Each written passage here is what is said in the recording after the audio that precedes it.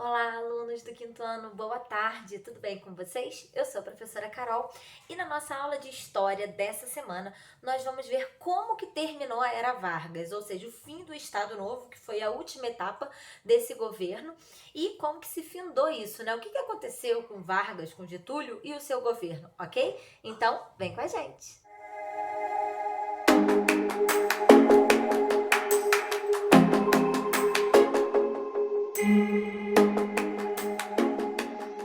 Nas aulas passadas a gente falou um pouquinho sobre a Era Vargas, né? E aqui a gente vai fazer um apanhado geral de tudo que a gente viu. Então, a Era Vargas foi quando Getúlio Vargas tomou o poder, né? Acabando com a política do café com leite, a República Velha, né? Lá a República Oligárquica, e dando início a um novo período na história política do Brasil.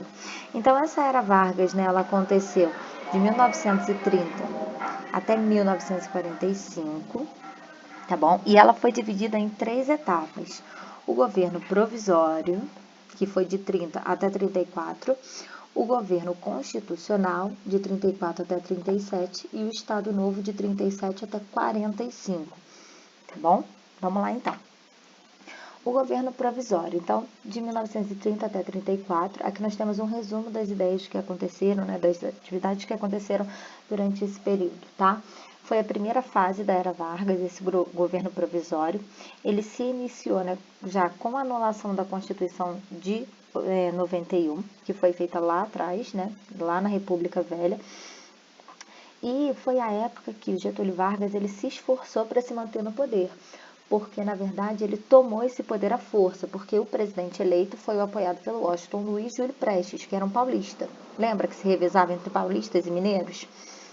Então, o atual presidente, né, Washington Luiz, apoiou Júlio Prestes, só que Getúlio Vargas, né, que era o mineiro da vez, não aceitou essa eleição, então ele que tomou o poder à força, né? Ele fez com que Washington Luiz fosse detido, né, do poder, saiu do poder e ele mesmo tomou a presidência.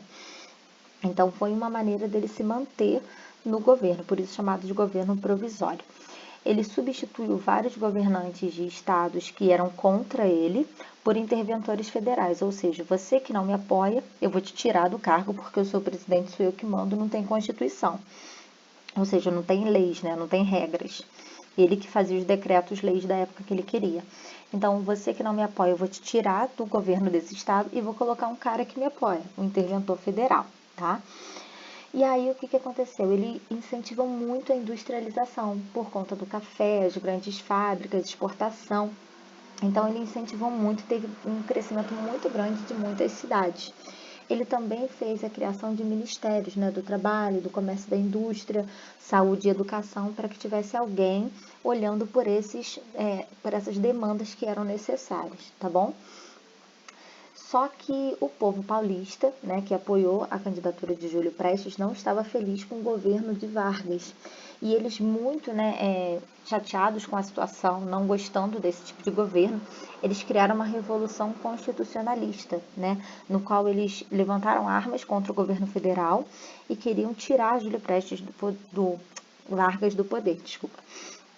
E aí, então, né, essa revolução não teve muito é, assim, não teve muito sucesso, né? Eles tiveram logo, foram rebaixados, né?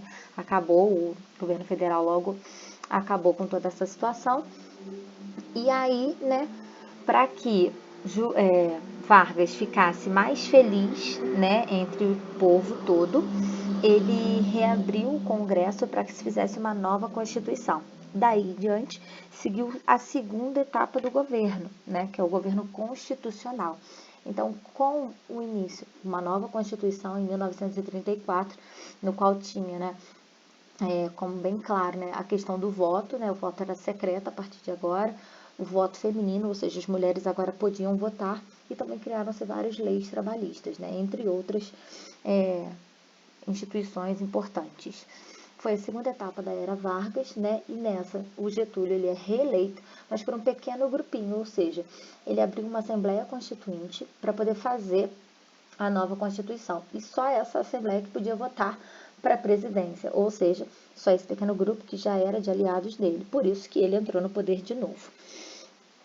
Só que teve uma insatisfação, né, do presidente com a nova Constituição, ou seja, essa nova Constituição tirava um pouco do poder do presidente e colocava na mão dos deputados e dos senadores, né? Ou seja, tirava um pouco do poder da mão do presidente, então ele não podia fazer tudo o que ele queria, então ele ainda estava insatisfeito com isso. Daí houve o Plano Cohen, né? Esse plano é uma ameaça à nação. Ele é um falso plano, né, que dizia ser de fora do país, que iria atacar a nação.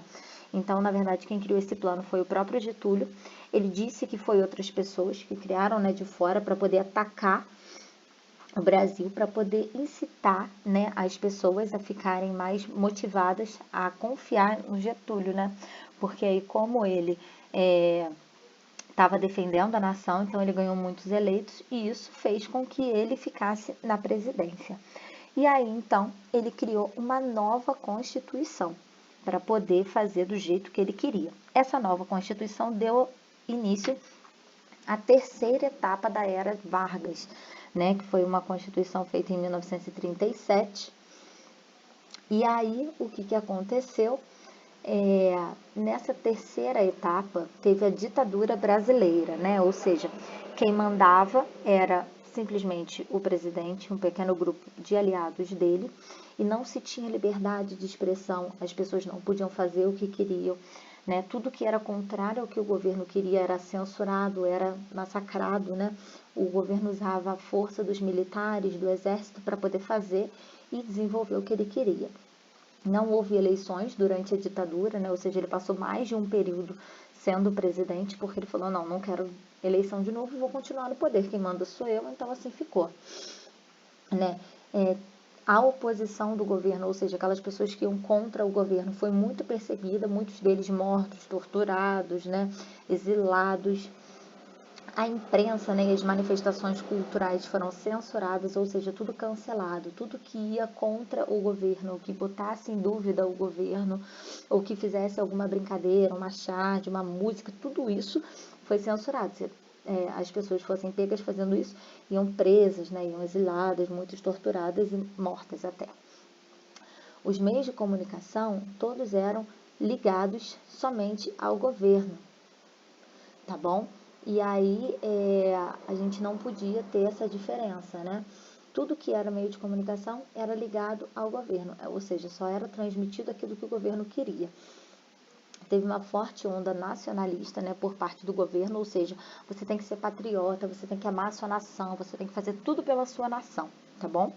E o rádio era o principal meio de comunicação da época, então existiam várias propagandas no rádio para poder incitar a população a ouvir sobre o governo do Getúlio Vargas. Inclusive foi criada a Hora do Brasil, que existe até hoje no nosso rádio, né?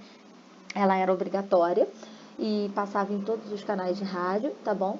E as pessoas tinham que ouvir aquilo que o governo falava. E aí, como é que acabou isso, né? O fim do Estado Novo acabou, né, a candidatura de Vargas, né? E tudo isso se deu por conta. Em 1939 começou a Segunda Guerra Mundial e o Brasil apoiou os aliados, né? Estados Unidos, França e por aí vai.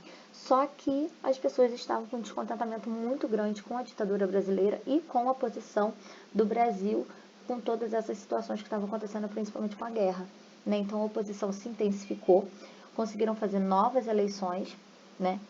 E dessa vez foi autorizada a fundação de partidos políticos que já não tinham mais, ou seja, só podia entrar no cargo o próprio Getúlio, mas aí ele autorizou para poder tentar fazer um pouco melhor e agradar a população. Junto com isso veio um movimento chamado Queremista, ou seja, Queremos Getúlio, né? Um grupo de pessoas que se juntavam para poder defender Getúlio e levantar a bandeira dele para que ele fosse reeleito novamente. Mas, devido a toda essa situação, né, a oposição fez uma pressão em Vargas para que ele deixasse a presidência. E aí, em outubro de 45, ele renunciou e chegou o fim do Estado Novo, a ditadura e a Era Vargas. Ok, pessoal? Então, aí tem um pouquinho desse resumão pra gente, tá bom? De toda esse Era Vargas que aconteceu aí. Se quiser saber mais um pouquinho, entra lá no nosso livro, né? Abre e lê um pouquinho para poder saber de mais atividades e mais coisas que aconteceram durante essa Era Vargas, ok? Um abraço e fiquem com Deus.